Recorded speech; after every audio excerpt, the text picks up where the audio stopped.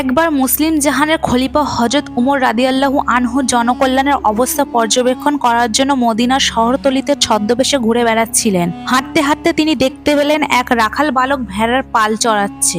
উমর রাদিয়াল্লাহু তাআলা আনহু বালকটির তাকওয়া আল্লাহ ভীতি পরীক্ষা করার জন্য তার কাছে গিয়ে বললেন, তোমার এই পাল থেকে আমাকে একটি ভেড়া বিক্রি করো। রাখাল বালকটি বিন্দুমাত্র দ্বিধা না করে বলল, এগুলো আমার ভেড়া নয়, আমি শুধু মজুর হিসেবে আমার মালিকের ভেড়া দেখাশোনা করি। উমর রাদিয়াল্লাহু তাআলা আনহু তাকে প্রলুব্ধ করার চেষ্টা করে বললেন, তুমি মালিককে বলে দিও যে একটি নেকড়ে বাঘ ভেড়াটি খেয়ে ফেলেছে।